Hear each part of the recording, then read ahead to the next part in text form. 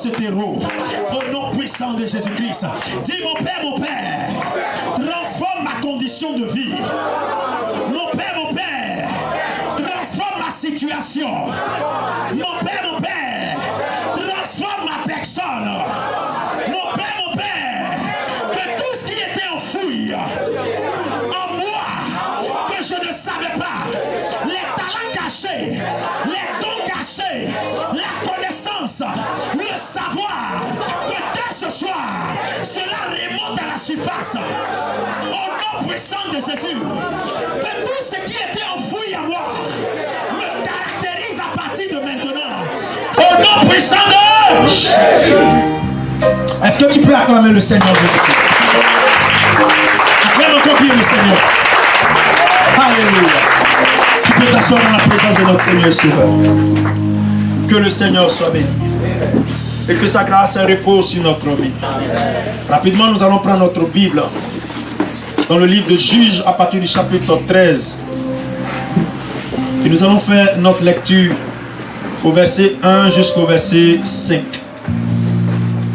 Alléluia. Gloire à Dieu. Que ce soit ceux qui ont pu observer le jeûne aujourd'hui. Alléluia. Que Dieu vous bénisse. Nous continuerons demain, après-demain, jusqu'à ce que nous finissions ces 21 jours de jeûne.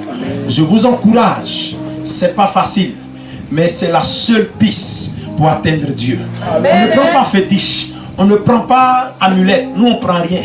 Nous, on prend la consécration. Alléluia. Plus nous sommes consacrés devant la présence de Dieu, nous avons l'attention de Dieu. Et si tu veux que cette année, tu puisses être considéré par Dieu, honore ce programme de jeûne. Jusqu'à la fin, tu vas rendre témoignage.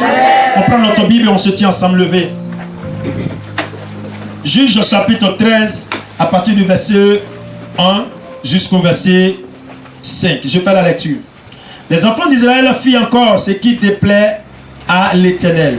Et l'Éternel les livra entre les mains des Philistins pendant 40 ans. Il y avait un homme de Soraï, de la famille de Danite, des Danites, et qui s'appelait Manoach. Sa femme était stérile et n'enfantait pas. Au verset 3, la Bible dit: un ange de l'Éternel apparut à la femme et lui dit: voici, tu es stérile et tu n'as point d'enfant. Tu deviendras enceinte et tu enfanteras un fils. Maintenant, prends bien garde, ne bois ni vin ni liqueur forte et ne mange rien d'impur, car tu vas devenir enceinte et tu enfanteras un fils.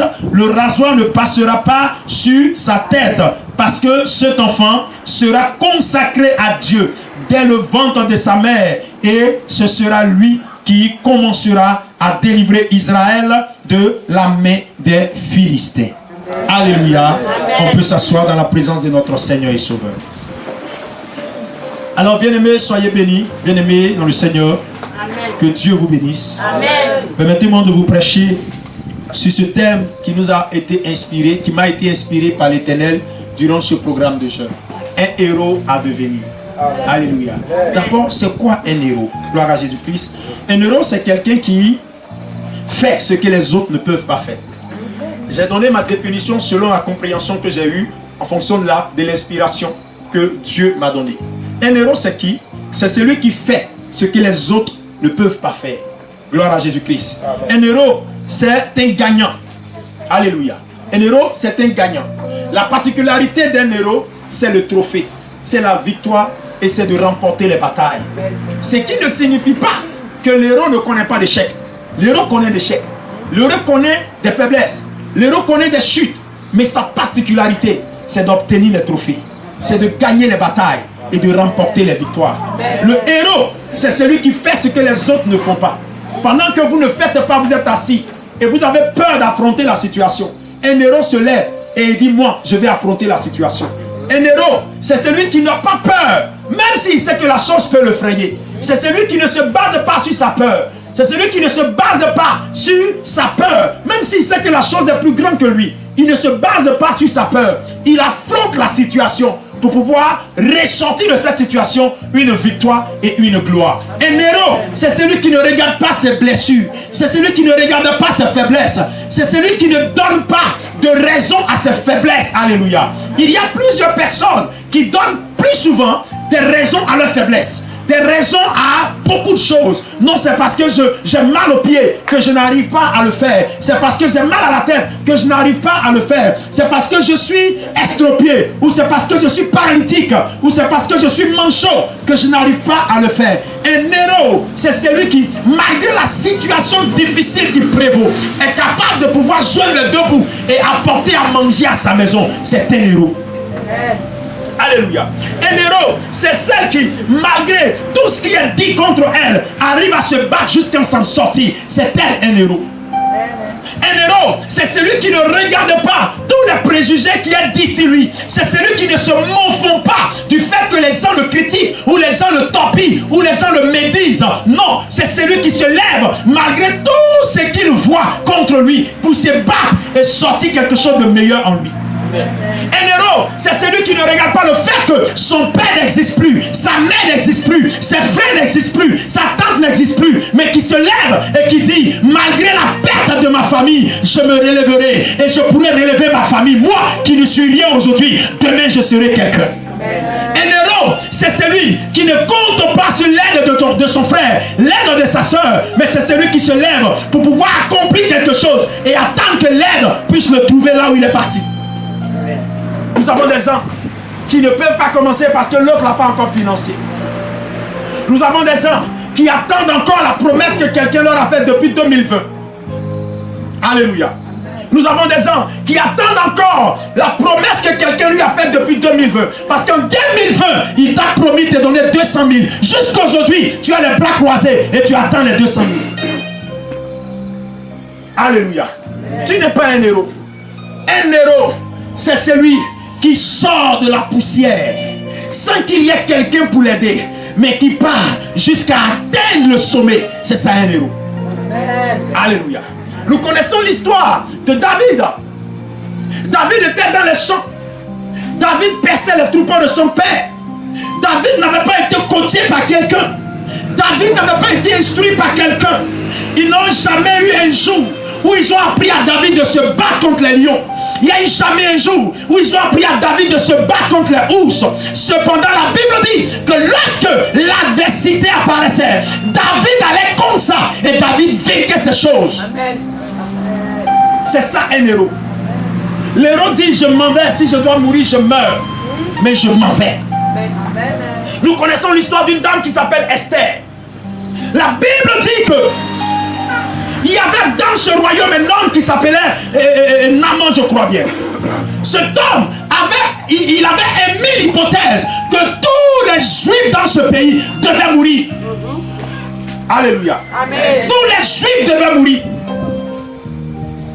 Et Mardochée, qui était l'oncle de Esther, avait appris ce verdict, appris cette nouvelle, ne sachant pas quoi faire. Il part jusqu'à frapper au portail du roi pour pouvoir parler à sa fille qui était Esther. La fille demande, mais qu'est-ce qui se passe? On dit, oh, il y a un verdict qui a été pris. Et ce verdict dit qu'on doit tuer tous les juifs habitant ce pays. Alléluia. Amen. Il devait mourir. Et la Bible dit, Esther a dit, même si ce verdict a été dit, moi, j'entrerai chez le roi. Si je dois périr, je périrai. Amen. Alléluia. Un héros, c'est celui qui ne regarde pas les principes, celui qui ne regarde pas les lois, celui qui ne regarde pas tout ce qui est fait, mais c'est celui qui part pour sortir de l'ordinaire quelque chose d'extraordinaire. Amen. Un héros, c'est celui qui ne regarde pas les abeilles, mais qui dit, j'irai prendre le miel pour venir nourrir ma famille. C'est celui qui ne regarde pas la saison, mais qui dit, je vais semer et ça va pousser. Un héros, c'est celui qui ne regarde pas la faim qu'il a, mais qui affronte sa faim pour écrire un nouveau jour pour sa vie. Amen. Je donne cette définition pour que vous puissiez comprendre ce que c'est qu'un héros. On regarde les films et nous voyons les super-héros dans les films. Ils ont la plupart des temps des pouvoirs pour s'envoler. Ils ont la plupart des temps des pouvoirs pour soulever les choses qu'on ne peut pas soulever. Ils ont la plupart des temps des pouvoirs pour aller même jusqu'au ciel, pour aller même pousser l'avion qui est dans le ciel. Pour dire qu'un super-héros, il fait ce que les hommes ordinaires ne peuvent pas faire. Alléluia. Mais ça, c'est dans le film. C'est une métaphore pour nous amener à comprendre qu'on peut faire comme ça. Gloire à Jésus-Christ. Mais dans le physique, un héros, c'est celui qui n'arrête pas de se battre. C'est celui qui n'arrête pas de se battre. Un héros, c'est celui qui d'abord croit en lui-même. Qui croit en lui-même. C'est celui qui a au moins une vision, un objectif. Un héros, c'est une telle personne. Alléluia. Nous venons de faire une lecture et cette lecture parle de quelque chose de pertinent. La Bible dit qu'il y avait en Israël un homme qu'on appelait Soraï. Il était de la famille de Danite. Mais cet homme avait marié une femme. Disons, cet homme s'appelait Manoach. Il avait marié une femme. Et cette femme était stérile. Mais bien avant qu'on arrive là, la Bible dit qu'Israël était enservi pendant 40 années. Écoutez-moi très bien. Pendant 40 années, voici un peuple qui était sous servitude. Ça veut dire que ce peuple était maltraité, ce peuple était frappé, ce peuple était piétiné, ce peuple était injuré, ce peuple était devenu comme la risée de tous. C'est comme ta maison, c'est le diable qui gouverne chez toi. Ta famille, ce sont les démons qui gouvernent là-bas. Tes activités, c'est la maladie qui gouverne là-bas. Rien ne marche sans que le diable ne dise sur quelque chose. Rien ne marche sans que les démons ne parlent. Aujourd'hui, même où il y a des belles femmes, le diable décide qui doit se marier ou qui ne doit pas se marier. Alléluia. C'était pareil comme Israël vivait. Israël était pendant 40 ans esclave des Philistins. Et la Bible dit que l'Éternel va se souvenir d'Israël. Maintenant, regardez ce que Dieu va faire. Quand Dieu se souvient d'Israël, Dieu vient parler à la femme de Manoach. Pour lui dire, tu mettras au monde un fils. J'ai lu là, j'ai dit c'est pas normal. Vous savez pourquoi c'est pas normal? De façon pratique, la Bible dit que ça fait 40 ans qu'ils sont menacés. Ça veut dire que le temps où l'ange est venu parler à la femme et le passé de ce temps jusqu'au présent de ce temps, ça fait déjà 40 années. Quelqu'un me suit? Donc si la femme doit mettre au monde, elle va passer encore 9 mois de grossesse. Après elle va accoucher 2 mois déjà. Sur les 9 mois, 3 mois, ça fait déjà, comme on appelle, 1 an. Et il faut attendre encore que l'enfant puisse avoir 30 ans peut-être. Ou 40 ans peut-être. Donc ça veut dire que de 40 ans que Israël était sous servitude, ils vont faire encore 40 autres années. Donc ça va faire 80 ans.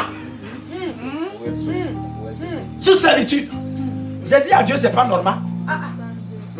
Mais regardez le temps que ça a pris. 40 ans d'abord de souffrance. Et après il va mettre au monde. Il faut attendre 40 autres années pour que l'enfant grandisse. Et que l'enfant soit un vaillant héros. J'ai demandé à Dieu, mais pourquoi cela est ici? Puisqu'on parle des héros. Un héros à devenir, tu dois devenir un héros. Amen. Et l'esprit m'a répondu. Vous devez comprendre la raison pour laquelle Dieu va aller mettre un enfant dans le ventre de cette dame. C'est que tous ceux qui habitaient là, aucun d'entre eux n'était prêt pour relever le défi. Aucun d'eux n'était prêt pour relever le défi. Écoute-moi, si tu es encore là, c'est parce que avant que tu ne naisses, personne de ta famille ne s'est levé pour relever le défi. Personne de ta maison ne s'est levé pour relever le défi. Et si toi à ton niveau, tu ne te relèves pas pour relever le défi, Dieu va attendre que quelqu'un naisse de tes seins pour que ce dernier-là puisse relever le défi. Mais ça va durer combien d'années? Combien d'années? La souffrance que le peuple d'Israël vivait dépendait de la foi et de la détermination. L'un des problèmes pour lequel le diable continue à nous effrayer, à nous dominer, à nous gouverner, c'est parce que nous avons peur d'affronter le diable. Nous avons peur de nous lever contre lui. Or, la Bible dit qu'il fait de nous des dieux. Il nous met au-dessus du diable et des démons. Mais on a peur. Amen. Tant que vous aurez peur, Dieu ne va pas vous prendre pour faire ce qu'il faut faire. Amen. Alléluia. Amen. Dieu ne va pas vous prendre pour faire ce qu'il faut faire. Dieu ne travaille pas avec les gens qui ont peur. Dieu ne travaille pas avec les gens qui ne croient pas en eux-mêmes. Quand il se réveille, il dit non, est-ce que tu es sûr que moi-même là, toujours le prophète quand il prêche, il dit on va atteindre le sommet. Ah, Regarde, moi je dors dans Chicobois, ou je dors dans Baraque, ou regarde, moi je dors dans le salon encore. Est-ce que ça là, c'est possible qu'un jour ça arrive? À peine tu te mets cela dans la tête, Dieu ne compte plus sur toi. Il s'en va chercher quelqu'un d'autre. Alléluia. Alléluia. Écoute-moi, je ne fais pas ça parce que je n'ai pas quelque chose d'autre à faire. Mon frère, si je me prive de nourriture pour venir me maintenir ici, en train de jeûner, chercher Dieu, c'est parce que je veux devenir aussi ce héros-là. À partir de moi, il faut qu'il y ait transformation. Si à partir de moi il n'y a pas de transformation, ceux qui vont venir après moi ne pourront pas avoir cette transformation. C'est pourquoi à partir de toi, il doit avoir cette transformation. C'est pas un hasard pour lequel tu me suis. C'est pas un hasard. La raison pour laquelle tu es là, c'est pas un hasard. La raison pour laquelle tu me suis, c'est pas un hasard. Le Seigneur me dit, va et rassemble mon peuple devant ma face. Un peuple, une armée. L'Éternel pouvait venir au milieu d'Israël, susciter une armée en même temps. Il pouvait sélectionner au milieu de ce peuple des personnes qui seraient l'armée d'Israël pour aller en guerre contre les Philistins. L'Éternel pouvait le faire. Il pouvait rassembler 1000 personnes, 2000 personnes, 3000 personnes. Et tous, on pouvait les former. Et après la formation, on leur dirait d'aller en guerre contre les Philistins. Et ils allaient les dominer et remporter la victoire contre les Philistins. Mais Dieu ne les prend pas. Parce que eux tous qui étaient assis, ils avaient peur. Ils n'avaient pas la foi. Ils avaient peur. Ils craignaient d'affronter l'obstacle. Écoute-moi, tu ne peux pas être un héros si l'obstacle, tu as peur de ça. Tu ne peux pas être un héros si tu as peur de cette vie. La Bible dit, tu diras à cette montagne, hâte-toi et la montagne t'obéira. Mais toi tu regardes ta montagne et tu commences à te cacher derrière la montagne. C'est toi qui dois cacher la montagne. C'est la montagne qui te cache. Alors bien aimé, tu es perdu. La Bible dit que celui qui te met sous l'abri du Très-Haut se repose à l'ombre de Tout-Puissant. Maintenant, toi, devant qui la montagne doit se reposer, c'est toi qui te reposes sur l'abri de cette montagne. Tu as déjà perdu. Alléluia. Amen. Tu as déjà perdu. Alléluia. Dieu ne suscite pas une armée parce que cette armée avait déjà échoué. Ils avaient tous échoué. C'est vrai qu'ils espéraient la délivrance. C'est vrai qu'ils espéraient la délivrance. Ils espéraient être libres. Ils espéraient être en paix. Mais Dieu ne les a pas pris. Parce que eux-mêmes, malgré cet espoir, ils avaient peur. Ah, bien-aimé, ils avaient peur. Quand ils entendent que les Philistins arrivent, ils courent pour aller se cacher. Quand ils entendent que les Philistins arrivent, ils courent pour aller se cacher. Comment vous voulez que des personnes qui ont peur d'affronter une situation, Dieu leur donne ce privilège d'aller l'affronter? C'est impossible. La Bible dit, il y avait encore eu un temps où les Philistins dominaient Israël. Ça, c'était le temps d'Élisée. Mais il y avait trois lépreux qui se sont dit non, nous on ne va plus se cacher. On ne va plus avoir peur. Aujourd'hui même, on entrera dans le camp des Philistins. Et si on doit mourir, on va mourir. La Bible dit qu'ils se sont levés. Et pendant qu'ils allaient, c'est-à-dire que Dieu attendait que quelqu'un se lève pour qu'il se serve de ses pas pour en faire un tremblement de terre. Je parle sur ta vie ce soir. Dieu attend que tu te lèves, bien-aimé. Et parce que tu te lèves pour changer la condition de ta famille, que tes pas deviennent comme un tremblement de terre, pour effrayer tout le diable et les démons dans le nom de Jésus. Alléluia. Gloire à Jésus-Christ de Nazareth. C'est la chose que tu dois comprendre. Les lépreux se sont levés. Ils disent nous irons. Et même si on doit périr, nous périrons. Et ils sont allés sans avoir peur. Ils sont allés sans avoir, et comme on appelle là, de trouble en eux. Ils n'ont pas pris de recul. Ils ont avancé. Et la Bible dit que pendant qu'ils y allaient, leur pas de pied résonnait comme si l'armée israélite était allée solliciter l'armée égyptienne et tous les rois qui étaient aux alentours pour venir dominer sur eux. Ils étaient obligés de laisser tout ce qu'ils avaient pour fuir. Regarde-moi, le Seigneur attend que tu te lèves pour faire trembler les démons sur toi. Il attend que tu te lèves pour faire trembler les démons dans ta famille. Il attend que tu te lèves pour faire trembler les esprits dans ta maison. Il attend que tu te lèves pour faire trembler la pauvreté chez toi. Il attend que tu te lèves pour faire trembler le célibat chez toi. Il attend que tu te lèves pour faire trembler la mort chez toi. L'Éternel attend ça. Mais on a peur. On a peur. il dit, qui enverrai-je? Qui enverrai-je? Qui je vais envoyer dans cette guerre? Maintenant, écoute-moi. Puisque Dieu n'a pas sélectionné quelqu'un parmi eux, à cause de la peur que eux tous ils avaient, Dieu va dire à cette dame, tu seras enceinte. Et cet enfant que tu vas porter, c'est lui qui va délivrer Israël. Attends. Cet enfant-là, lui, il ne va pas naître aussi pour manger. Il ne va pas naître pour être en paix. À peine quand il naît, sur sa tête, il y a un fardeau. Et le fardeau, c'est délivrer Israël. Est-ce que c'est lui qui a mis Israël en guerre? Mais le fardeau pour lui, c'est lui qui doit délivrer Israël. À peine il se réveille, à peine il naît, voici le fardeau sur sa tête. Alléluia. Le fardeau pour lui, tu dois délivrer Israël. Et la Bible dit que l'Éternel va donner des précisions à sa mère. Tu ne vas pas boire de liqueur forte, ni de vin enivrant. Et le rasoir ne passera pas sur sa tête, parce que c'est lui qui apportera la délivrance à Israël. Alléluia. Alléluia. C'est pourquoi Salomon et Samson a été choisis de Dieu. Parce qu'il ne faisait pas partie de cette corruption. Il est né avec la mentalité de vainqueur. Il est né avec la mentalité de gagnant. Il est né avec la mentalité d'un héros. Bien-aimé, ce soir, reviens en toi avec la mentalité d'un héros. Reviens en toi avec la mentalité d'un gagnant. Reviens en toi avec la mentalité d'un opposant. Opposant pas négatif mais positif. Oppose-toi au démon maintenant dans ta maison. Tu es le héros que ta maison attendait. Tu es le héros que ta maison attendait. Tu es le héros que ta génération attendait. Tu es le héros que ta famille attendait. Parce que tu es ici ce soir. Tu es sous l'emprise de cette parole. Deviens cet héros dans le nom de Jésus. Deviens cet héros dans le nom de Jésus. Deviens cet héros dans le nom de Jésus. Amen. Alléluia. Amen.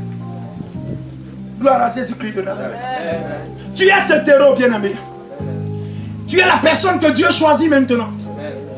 C'est comme ça, écoutez-moi. Parce que les autres n'ont pas fait cette délivrance. C'est comme ça. C'est à ton tour maintenant. Si tu ne fais pas, tu n'apportes pas cette délivrance, Dieu va encore remettre sur quelqu'un d'autre. Et le retard va continuer. Alléluia. Le retard va continuer. Sûrement, Manoach a été celui qui avait été choisi. Mais il n'a pas pu faire. Mais toi, tu as été choisi.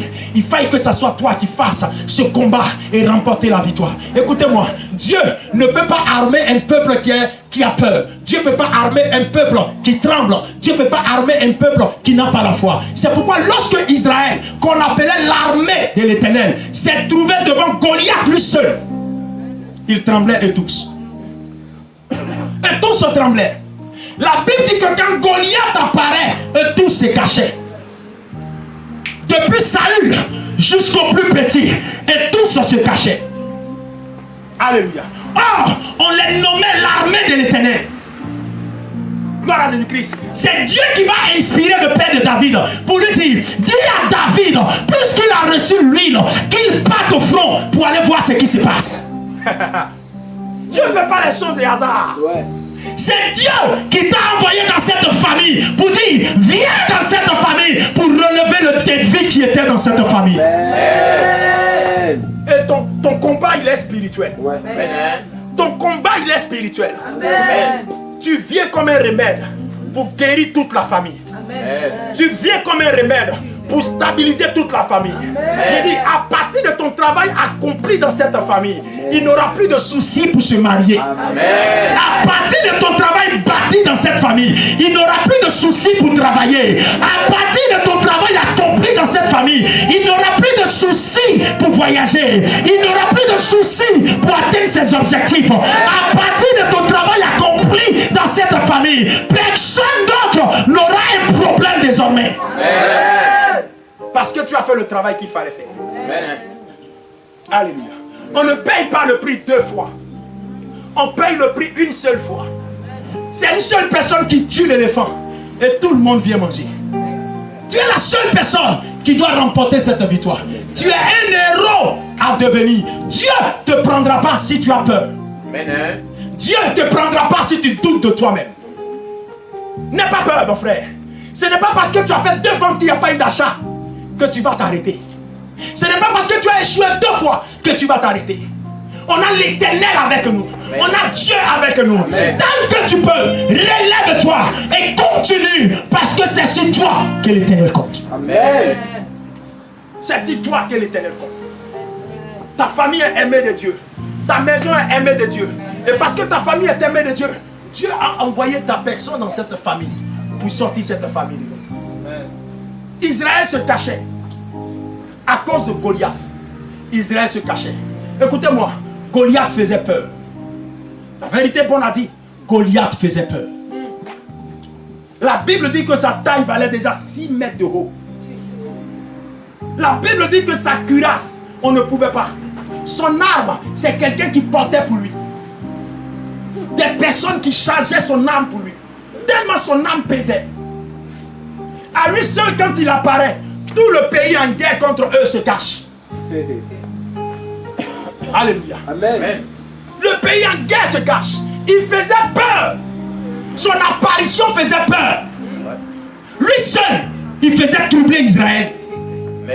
Mais la Bible dit, quand David arrive au front et il constate que eux tous sont en train de se cacher, et tous sont en train de fuir, et tous sont en train de partir, je sais nulle part. David dit non. Qui est cet incirconcis qui ose insulter l'armée du Dieu vivant? On dit c'est Goliath. Il dit j'irai, je tuerai ce Goliath là. Mais qu'est-ce qu'on donne à celui qui vaincra? On dit le roi dit. Donc celui qui gagne, il ne payera plus de tribut au roi.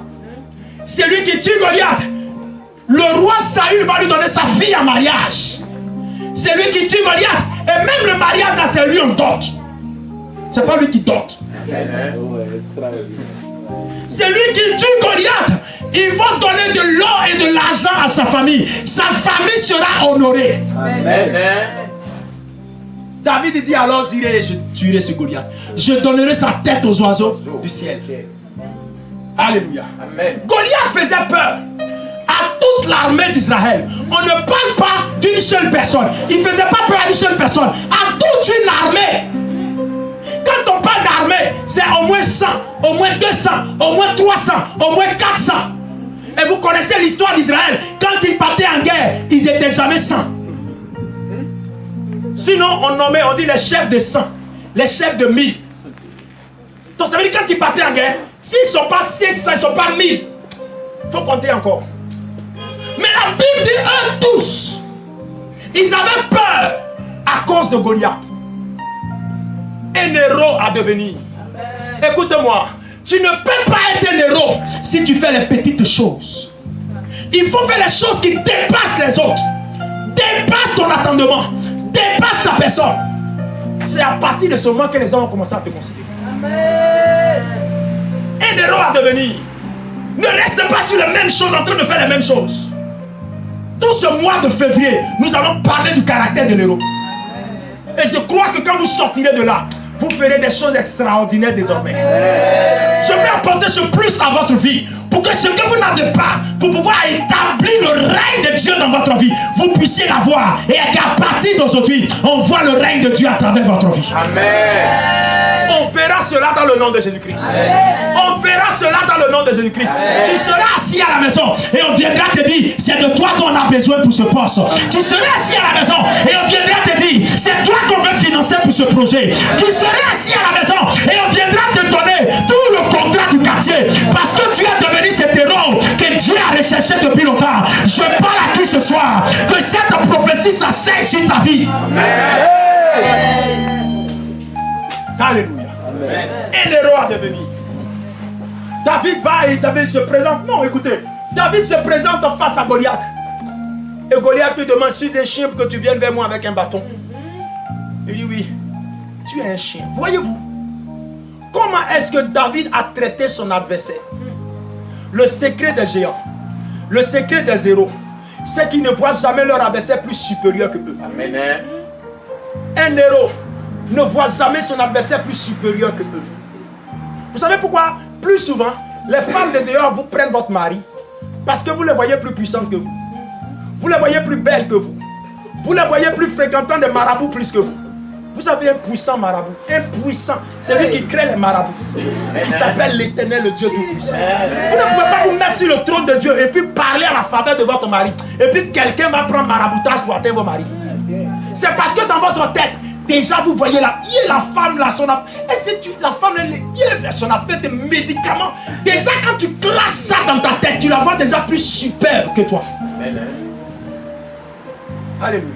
Amen. Quand vous arrivez au travail, le monsieur là, lui on ne parle pas devant lui dans l'entreprise là. Celui-là, s'il a dit quelque chose, ils vont te renvoyer. Ma soeur, faut t'aider. Ça veut dire qu'en même temps, tu as qualifié ce dernier de supérieur que toi. Tu as déjà dit à cette personne qui peut dominer sur toi. Tu arrives au village et puis on te dit c'est le sorcier qui est là. Il est le sorcier. N'allez pas là-bas, c'est le plus grand sorcier. En même temps que tu as forgé ça dans ta tête. Mon frère, il n'y a plus de délivrance. Le fait que tu as nourri ça dans ta tête, Dieu ne peut pas venir changer la situation. Parce que c'est à partir de ta mentalité que ta foi est assise. Je prends un exemple.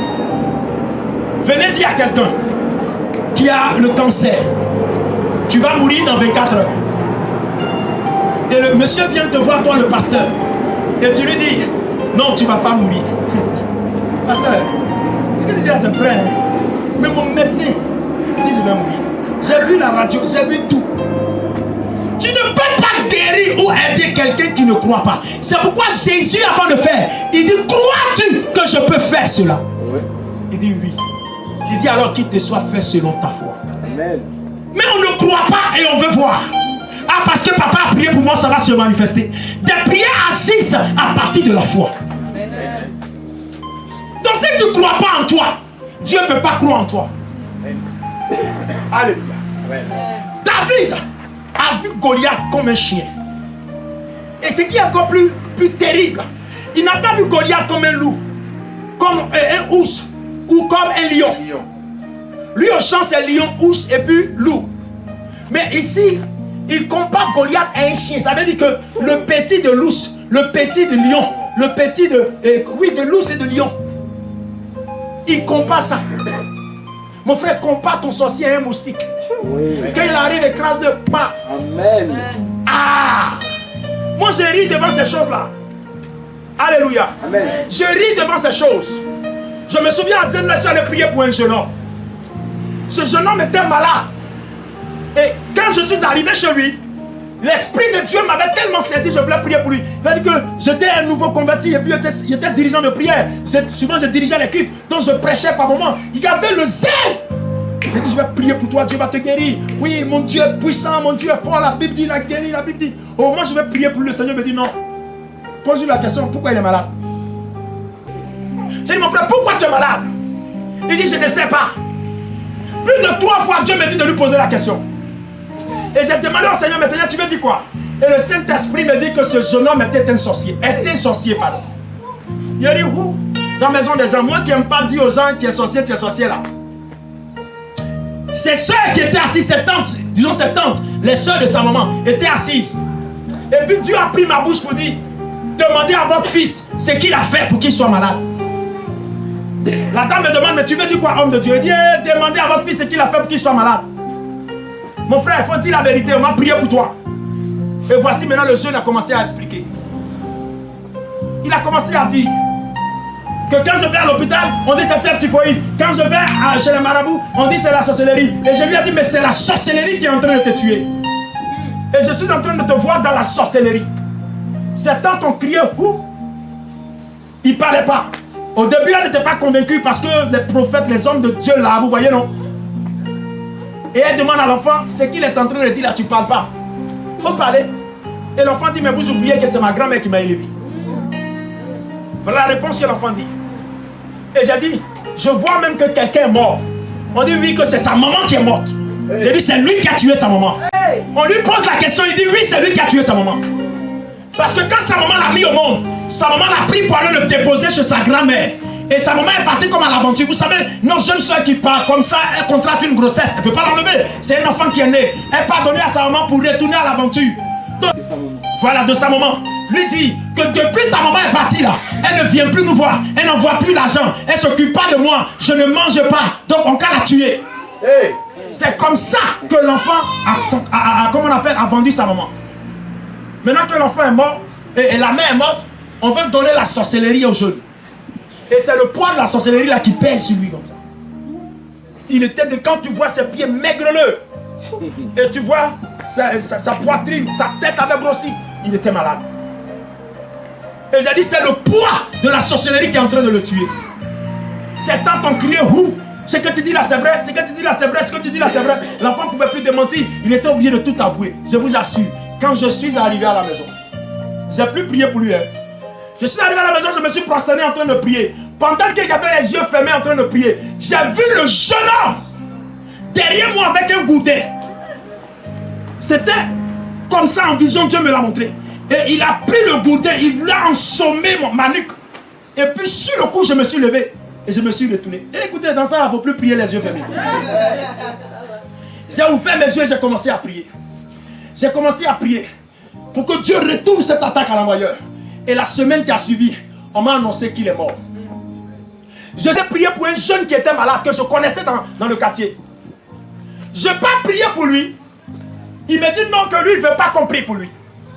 J'ai dit, mais on vient t'aider. Il dit non, que vous voyez ce qui est derrière moi là, c'est un canari que mon grand-père m'a donné en rêve. Et c'est ce qui est en train de me soigner. J'ai dit d'accord. Donc on n'a pas pu prier pour lui, on s'est levé, on est parti à la maison. Et pendant qu'on allait, on arrive à la maison. Mon autre ami a commencé à avoir un mal de tête, un froid. Je vous assure, dans cette soirée-là, je ne savais pas ce qui m'arrivait. J'étais assis avec mes amis et il y a un manguier chez nous.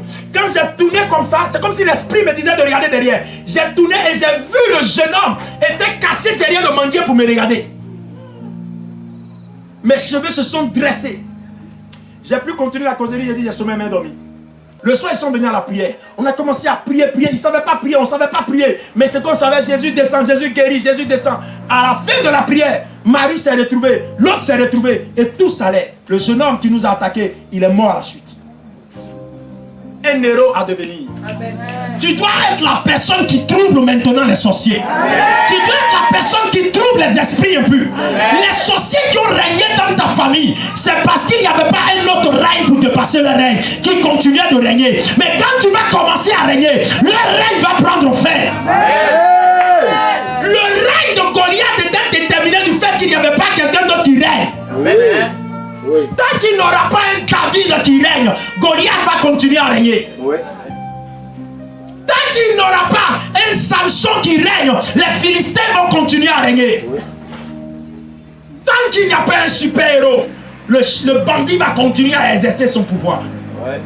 Tu es un héros à devenir. Amen. À partir d'aujourd'hui, n'aie pas peur de te lancer dans tout ce que tu veux te lancer. Amen. Tous les projets que tu veux faire, lance-toi dedans. Amen. Toutes les activités que tu veux faire, lance-toi dedans.